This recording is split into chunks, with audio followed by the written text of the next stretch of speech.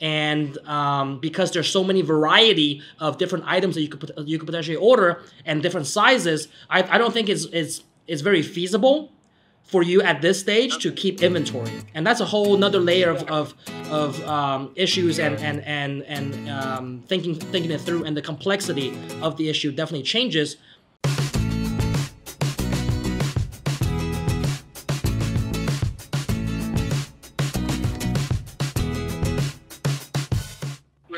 So currently I don't keep stock on anything. Okay. And sometimes I think that people think because I do embroidery, I should have like shirts. I don't want to keep anything that has sizing.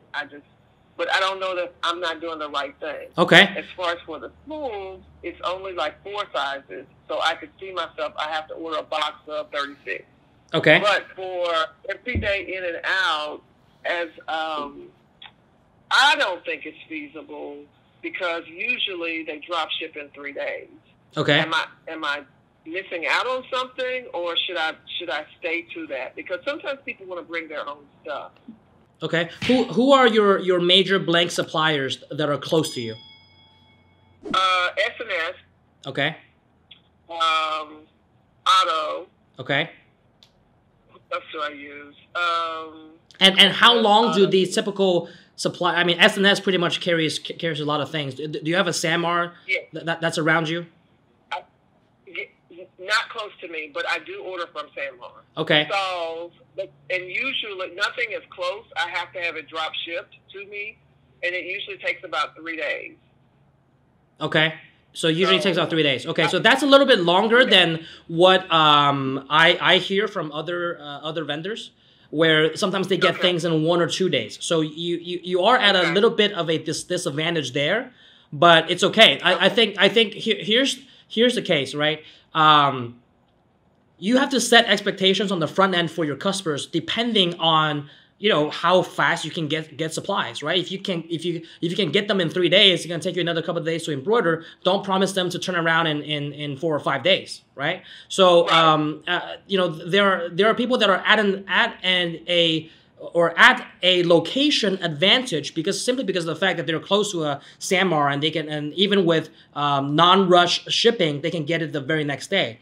But if that's not the circumstance for you, that's still okay, as long as you set expectations on the front end that, hey, like this is why the turnaround time is 4 or 5 days or 5 or 6 days, because of the fact that the supplies don't get here, and because there's so many variety of different items that you could potentially order and different sizes. I don't think it's very feasible for you at this stage to keep inventory, and that's a whole nother layer of issues and thinking it through, and the complexity of the issue definitely changes when you have inventory in stock, right? You need to have a good way to manage it. You need to know what things are low. All of those things will have to be in place before you decide to take on inventory.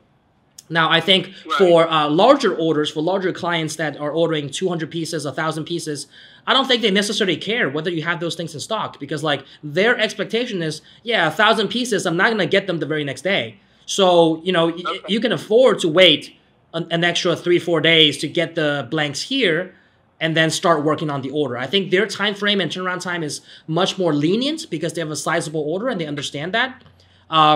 Right. But you might run into issues where, someone wants like 3 pieces, and it's like, oh, well, you can't have them the very next day. Well, I might go somewhere else. But I think it's something it's something external that you can't really control at this point, because of the fact that where you're located and where the vendors are that are around you. What you could do is maybe expedite shipping if that's the case. If from a financial standpoint it makes sense and the margins still work out to rush the shipping there. Or pass that cost on, or split that cost with the client and say, hey, look, I know you wanted it the very next day. Unfortunately, the blanks don't get here that quickly. Why don't we meet halfway and you pay half of the rush shipping to get the blanks here, and I'm happy to do that for you the very next day and prioritize your order and compromise on that, right?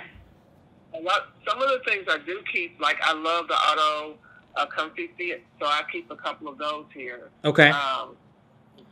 for samples for people to see. Yeah. Now caps I like caps that are cap. different. Caps are a little different because you don't have sizes. You don't have that variable of size. Right. So Right. that's a lot different. So you can afford to keep a lot of caps for samples for running small orders. But when you keep sizes, then it's like you might have a size that just never sells. You know, that it's not your fault. It's just the fact the customer doesn't order them. I hope this is helpful. I hope this is providing a lot of value and insight for how you should position yourself in the next stage of your growth.